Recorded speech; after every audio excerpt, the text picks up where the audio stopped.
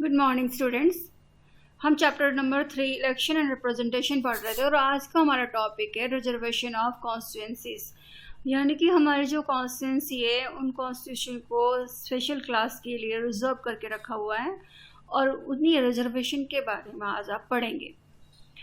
We have noticed that in the first past the post election system, the candidate who secured the highest votes in a particular constituency is declared elected. This often works to the disadvantage of the smaller social groups. जो first pass the post system हमने अपना रखा है उसमें हर constituency से candidate जीत के आता है और वो कैंडिडेट जीत के आएगा जिसको सबसे ज़्यादा वोट मिला है। इसमें इसके कुछ डिसएडवांटेजेस भी हैं। उस इलाके के वो कैंडिडेट जो स्मॉल सोशल ग्रुप से बिलोंग करता है उसका पॉलिटिक्स में आगे आना या जीतना थोड़ा असंभव सा काम लगता है। तो ऐसे कैंडिडेट का क्या होगा, सपोज करो कि किसी कॉन्स्टिट्यूंसी में जो सोशल ग्रुप है, डिफरेंट सोशल ग्रुप है, वहाँ का कैंडिडेट इलेक्शन में खड़ा हुआ है पर उसको उतना ज़्यादा वोट नहीं मिल पाता है तो वो कभी पॉलिटिक्स में आगे भी नहीं आ पाएगा। This is even more significant in the Indian social context. We have had a history of caste-based discrimination. In such a social system, the first past the post system, electoral systems can mean that the dominant social group and caste can win everywhere and the oppressed class social group may continue to remain unrepresented. India के context में तो एक बहुत ही बड़ी problem है। Indian history हम जानते हैं कि डिस्क्रिमिनेशन काफ़ी होता था, सोशल जो डिस्क्रिमिनेशन होता था। इलेक्शन में उस कैंडिडेट का जीतने की संभावना सबसे ज़्यादा होती है जो इकोनॉमिकली स्ट्रॉन्ग है और अपर कास्ट का है और ज़्यादातर जो है लोगों को उसके पास सपोर्ट है। ऐसे में दलित समुदाय, एससी और ओबीसी इनका पॉलिटिक्स में आ गया ना डिफ़िकल्टी लगता है। Our constitution makers were aware of this difficulty and the need to provide a way to ensure fair and just representation to the oppressed social group. हमारे संविधान निर्माता इस प्रॉब्लम से अवेयर थे और उन्हें पता था कि फ्यूचर में आगे चल के ये हो सकता है कि oppress social group SC, ST, OBC हैं, इनका पॉलिटिकल रिप्रेजेंटेशन ना हो पाए। वो समाज जहाँ पे बहुत ज़्यादा डिस्क्रिमिनेशन था, जहाँ पर एससी, एसटी को के साथ बहुत ज़्यादा अनटचेबिलिटी का बिहेव करते थे, ऐसी सोसाइटी में वो पॉलिटिकली जीत के आगे बढ़ें ऐसा असंभव सा लगता था। This issue was debated even before independence and the British government had introduced separate electorate. इस प्रॉब्लम को सरदार बाबा साहब अम्बेडकर जी ने बहुत बार इस प्रॉब्लम को उठाया था और ब्रिटिश शासन के दौरान भी सेपरेट इलेक्टोरेट की डिमांड की गई थी, यानी कि इनका इलेक्शन ही अलग से होगा। दलित समुदाय है, एससी, एसटी, ओबीसी से इनका इलेक्शन अलग से होगा और इनको ये कैंडिडेट अलग से खड़े होंगे, उनको वोट देने भी इन्हीं के सोशल ग्रुप के लोग वोट देने जाएंगे, यानी इनका इलेक्शन ही सेपरेट होगा। बाकियों के साथ इनका इलेक्शन होगा ही नहीं, सेपरेट इलेक्शन होगा जिसमें जो खड़े होने कैंडिडेट हैं वो दलित समुदाय के होंगे और वोट भी दलित समुदाय के लोग ही देने जाएंगे। The system meant that for electing a representative from a particular community, only those voters would be eligible who belong to that community. In the Constituent Assembly, many members express a fear that this will not suit our purpose. Therefore, it was decided to adopt the system of reserve constituency. तो हमने जैसे अभी पढ़ा जो separate electorate था, separate electorate में जो candidate election में खड़े हो रहे हैं वो भी ऑप्रेस सेक्शन का है और वोटर्स भी ऑप्रेस सोशल ग्रुप के ही होंगे। इसमें प्रॉब्लम ये थी कि ये प्रॉब्लम अनटचेबिलिटी की ये प्रॉब्लम या ये कास्ट बेस्ड डिस्क्रिमिनेशन की प्रॉब्लम थी, ये फ्यूचर में भी कभी नहीं ख़त्म हो पाती। इससे उन्हें पॉलिटिकल रिप्रेजेंटेशन तो मिल जाता, पर ये जो दाग था भारतीय समाज में, जो डिस्क्रिमिनेशन हो रहा था कास्ट बेस्ड, ये ख़त्म नहीं हो पाता। इससे और हमारी सोसाइटी डिवाइड हो जाती। इसीलिए इसको ज़्यादातर हमारे नेता, हमारे पॉलिटिशियन इस सेपरेट इलेक्टोरेट वाला सिस्टम के फेवर में नहीं थे। इसलिए कुछ और सोचा गया और रिजर्व कॉन्स्टिट्यूंसीज का जो प्रोविजन वो लाया गया। In this system, all voters in a constituency are eligible to vote, but the candidate must belong to only a particular community or social section for which seat is reserved.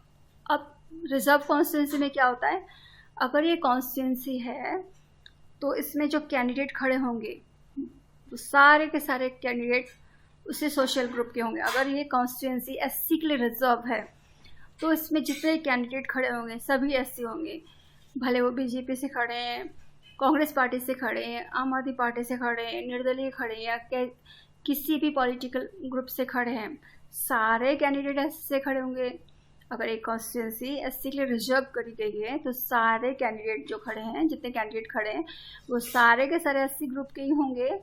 पर vote देने के लिए सभी voters जाएंगे, सभी voters eligible हैं vote देने के लिए। तो कैंडिडेट भले किसी पॉलिटिकल पार्टी से जीत के आए, चाहे निर्दलीय भी जीत जाए, पर वो किस कम्युनिटी को रिप्रेजेंट करेगा, उसी एससी कम्युनिटी को रिप्रेजेंट करेगा। तो इस तरह की प्रोविजन को हम रिजर्वेशन कहते हैं और वो कॉन्स्टिट्यूंसी रिजर्व कॉन्स्टिट्यूंसी है।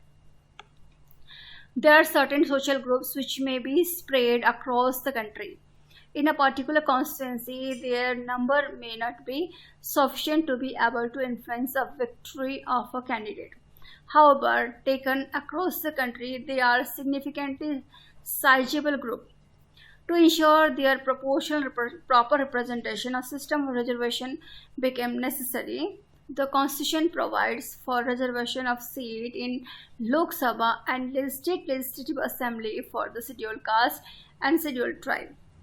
अब जो हमारे समुदाय हैं एससी एसटी, वो पूरे भारत में ही पूरे भारत में ही आपको सभी जगह पर एससी और एसटी लोगों को लोग देखने को मिल सकते हैं। पर कुछ स्पेशल एरिया हैं जहाँ पे इनकी पॉपुलेशन ज़्यादा है और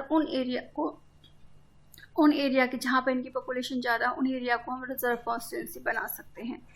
जिस एरिया में, जिस कॉन्स्टिट्यूंसी में एससी और एसटी की जनसंख्या ज़्यादा है, उन एरिया को हम उनके लिए रिजर्व कर सकते हैं।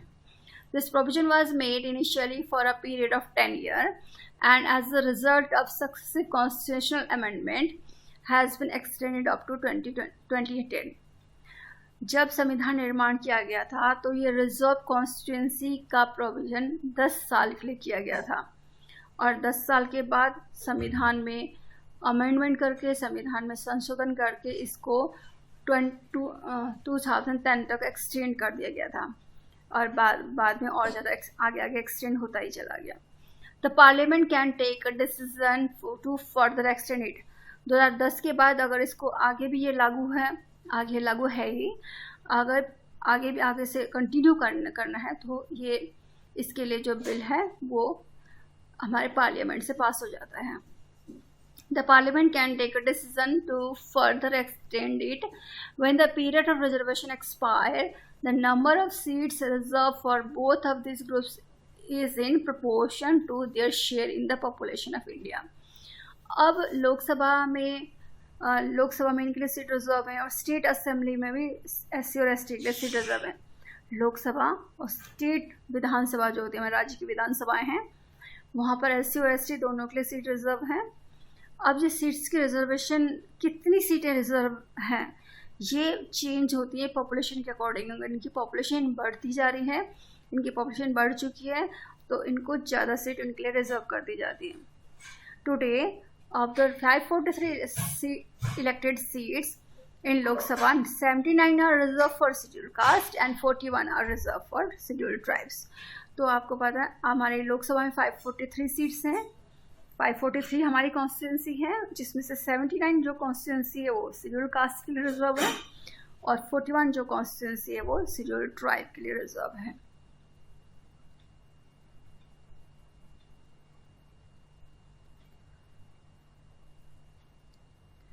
Who decides which constituency is to be reserved?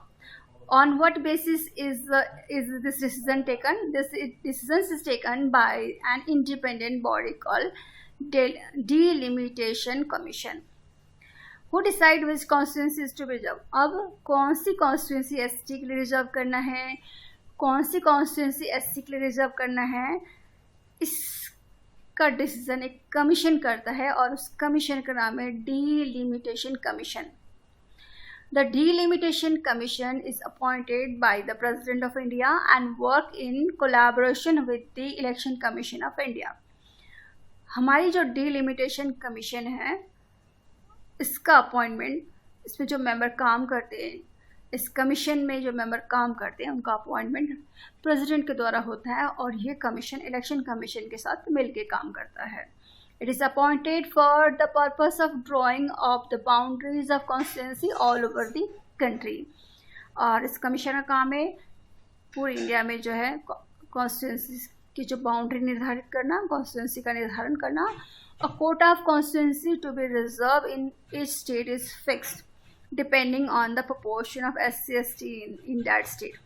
तो हर स्टेट में जो SC/ST के कोटा निश्चित कर दिया गया जितनी उनकी पॉपुलेशन है। A quota of constituency to be reserved in each state is fixed depending on the proportion of SC/ST in that state. After drawing the boundaries, the Delimitation Commission look at the composition of population in each constituency. Delimitation Commission का काम है हर constituency में कौन कौन से social group के कितने कितने परसेंट पॉपुलेशन है उसका एक आंकड़ा तैयार किया जाता है। Those constituencies that have the highest proportion of scheduled tribe population are reserved for ST.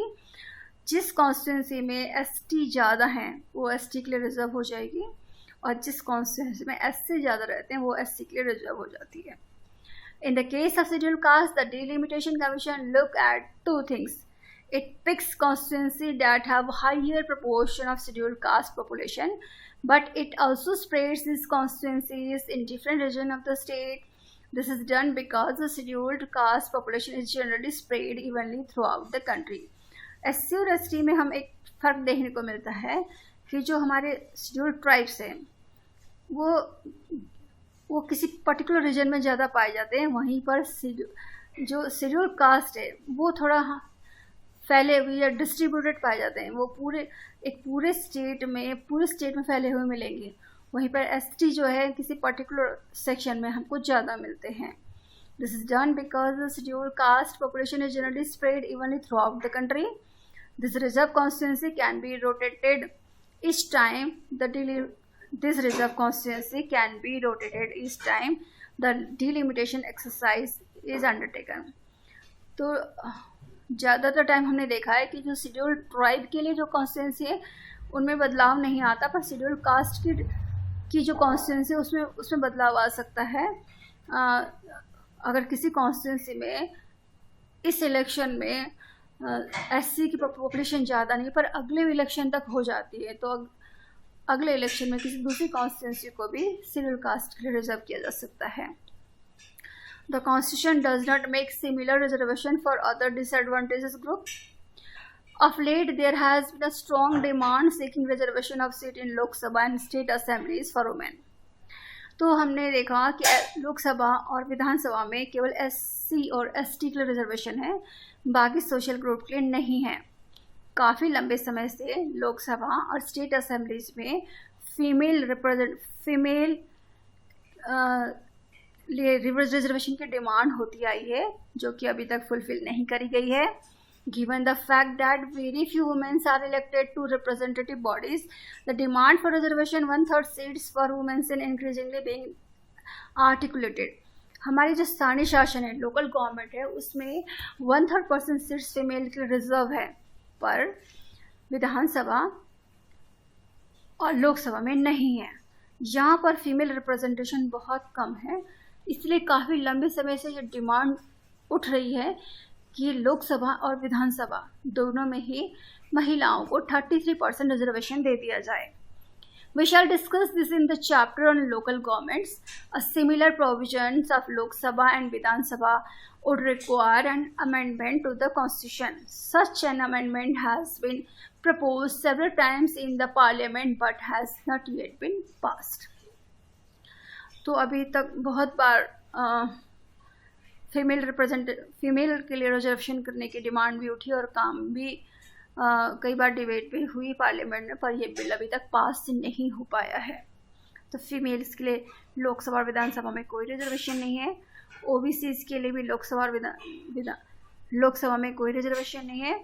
विधानसभा में स्टेट्स अगर चाहे तो अगर स्टेट चाहता है ओबीसी को रिजर्वेशन देना तो करवा सकता है, और फीमेल के लिए केवल लोकल गवर्नमेंट में ही रिजर्वेशन दिया गया है। थैंक यू बेटा। कल हम पढ़ेंगे फ्री एंड फेयर इलेक्शन।